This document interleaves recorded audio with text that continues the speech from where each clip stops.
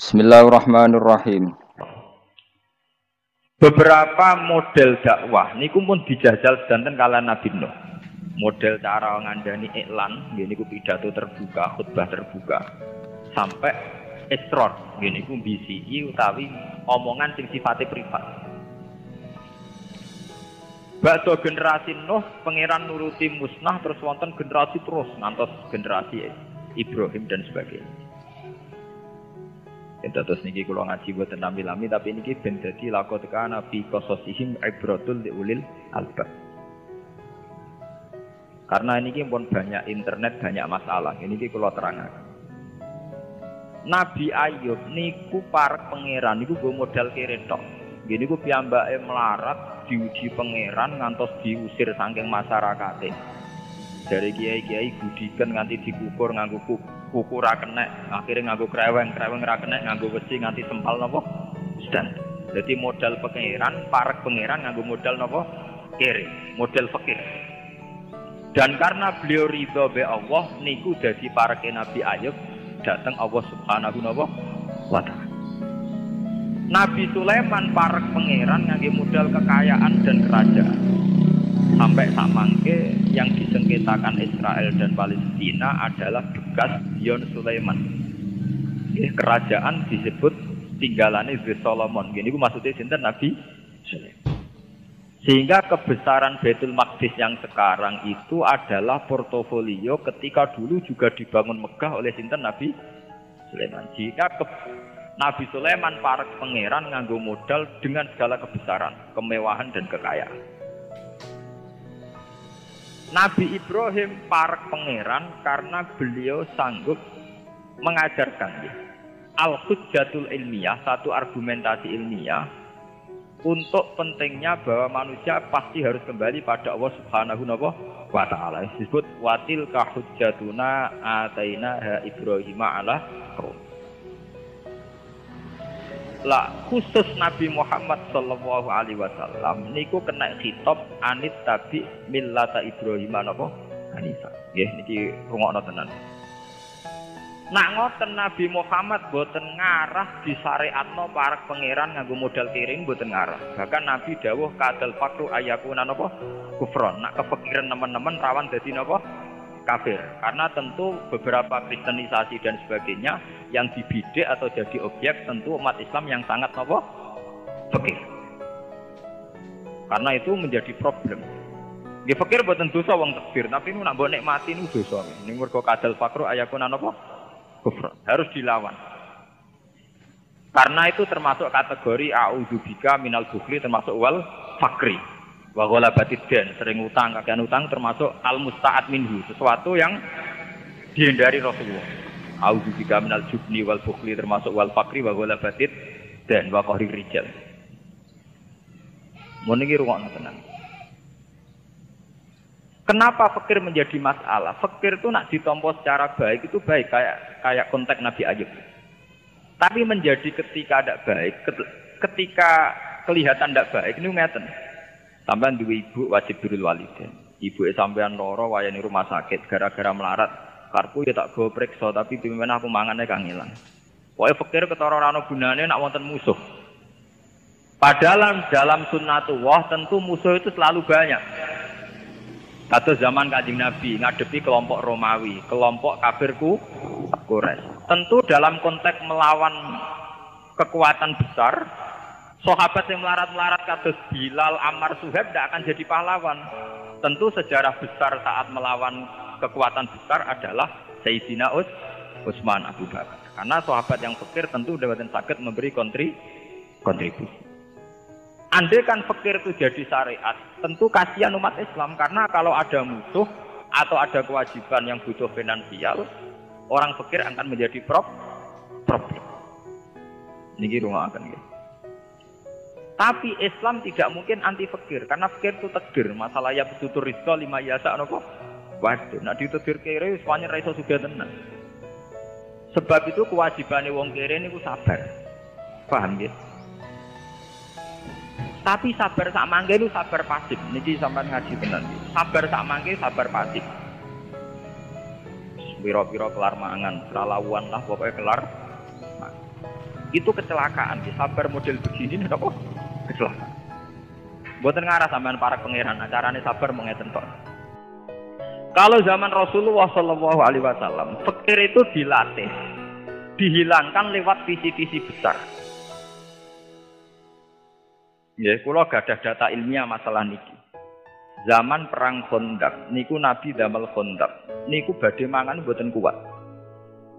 Setiap kali ngeduk Khandaq, ngeduk parit sing nggo menghadang pasukan Ahzab, niku Nabi niku kelaparan, sahabat iki kelaparan.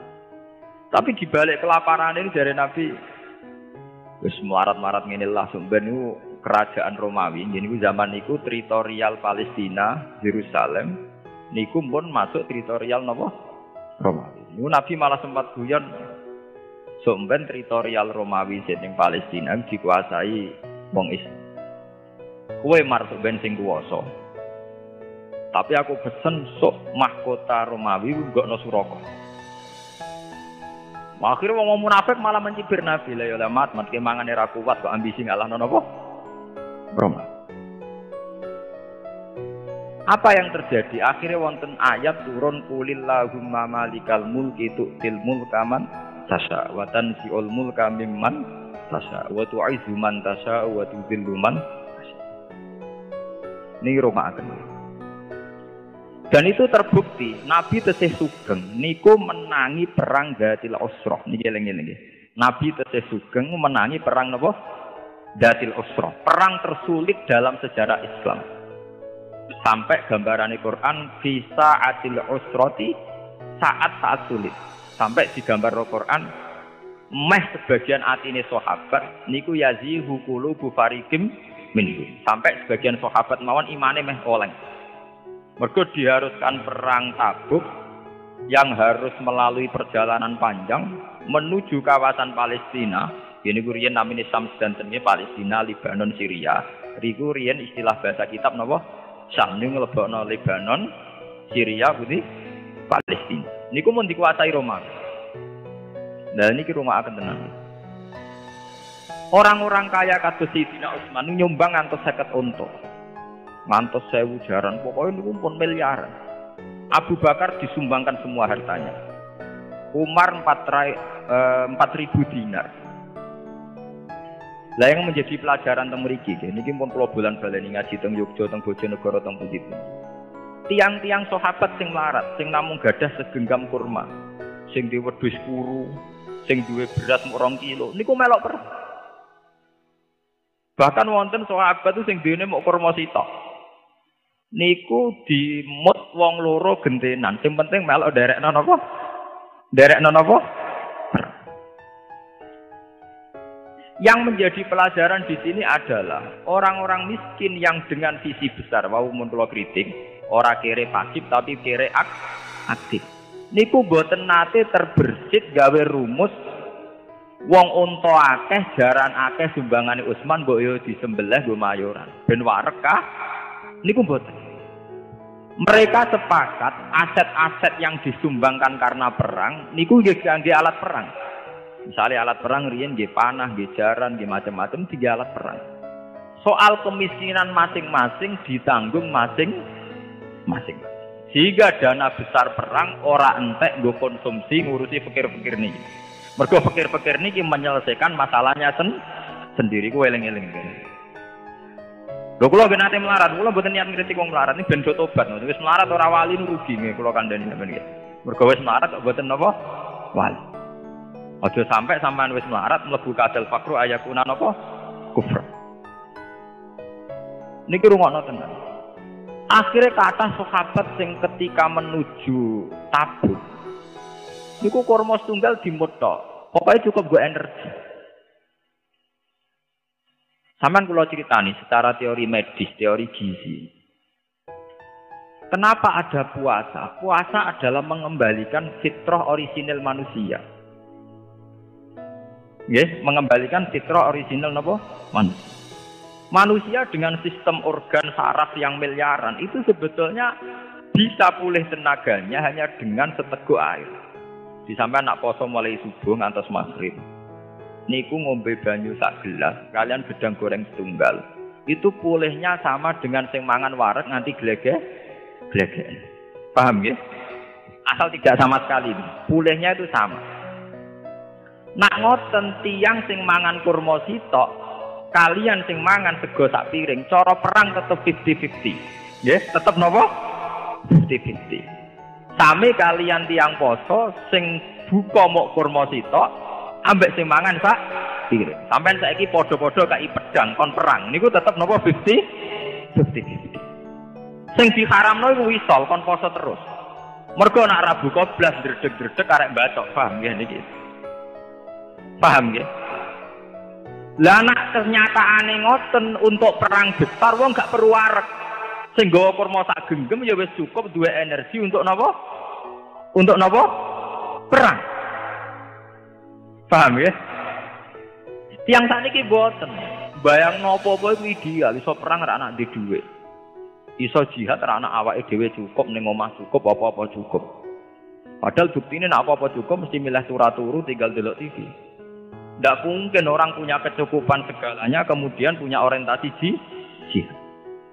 Tetap wis oleh ngilani pangeran walau basatallahu rizqa li ibadi mesti kecenderungannya la bagau bil ardi. Kecenderungannya tetap angkuh. Dan ini rungokaken tenan. Sehingga melarati para sahabat itu tidak mengganggu visi-visi besar Nabi mengalahkan Romawi, mengalahkan pasukan Ahzab yang dari Mekah wonten kafir Mekah, saking Madinah wonten Yahudul Bani Nazir lan Nasara Najr. Disebut Ahzab. Mergo wonten koalisi Yahudu Bani Nazir wa Quraidah, Nasara Najron ditambah napa kafir Mekah. Terus ditambah munafiku hadil ummah. Ini ku zaman Nabi wonten sekitar 300 kaum napa munafik. Niki. Paham ini rungokaken tenan. Sakniki saged jenengan analogi, saged dengan kias. Misalnya acara kados ngeten iki, kados Mas Hafiz ngeten iki. Umpama sing teko niku sampeyan hitung mawon, sing teko 500 wong utawa 200 wong. Ana wong sugih nyumbang 1 juta, setengah sugih setengah juta. Itu duit 1,5 juta niku nggo perpustakaan Pondok Gus Hafiz niku untuk kitab pirang-pirang. Tapi nak sing melarat gak urun blas ngene keimangan niku ora wareg. Wis ora wareg gremeng. Wis teko ado-ado mangane muk tempe. Paham nggih? Coba kalau orang melarat ini tidak jadi beban. Ya rasa keimangan niat ngaji untuk ngaji. Niat ngaji kok kaitannya mbek napa? Berkah. Itu kan uang 1,5 juta entek nggo konsumsi, sementara perpustakaan pondok boten saged di. Jadi umpama zaman Nabi kok nerapno unta disembelih nggo mangan, iku ora iso perang, mergo kendaraan entek disembelih. Tapi mulai dulu orang-orang melarat zaman sahabat itu boten kepikiran ngoten niku boten. Mereka secara kesatria ya Rasulullah saya ikut perang, kowe dhewe apa kurma sak genggam, ya wis cukup. Niku boten dilek di matmut, mergo nak dilek entek. Lho sampean delok teng tafsir Sawi. Fakana ahaduhum yamusu niku mau napa? Dimut. Jadi boten dilek. Mau dimat. Jadi cara sampean kere poso ngoten gak ada kurma sitok, nak mbok lek cepet entek. Berbuka dimut, wae ngisak ra ditenaga napa? Dimut. Dan secara medis itu cukup memulihkan energi. Nah sampean ora percaya gini ku, tiyang sing buka kurma sitok ambek sing mangan wareg, padha kei pedang utawa padha kei pistule, kon perang. Terus tetap 50. Artinya tidak ada jaminan sing warak mesti menang, enggak ada. Paham ya? Tidak ada. Lah nak ngoten marate para sahabat sing mangane ora warak itu tidak menjadi problem perang. Lah di sini ini hebatnya Rasulullah sallallahu alaihi wasallam. Nabi Ayub pas kere mau ngurusi awake dhewe ra bar. Bahkan bojone sempat mutung, sempat purik. Nabi Muhammad pas kere pas napa ngeduk kondak niku Nabi Muhammad mangane ra kelar sampai wetenge diganjel watu. Tapi melarate Kanjeng Nabi tidak ngurangi visi jihad li'ilahi kalimatillah. Sehingga fakir Nabi fakir sing barokah sekali. Fakir yang menjadi teladan.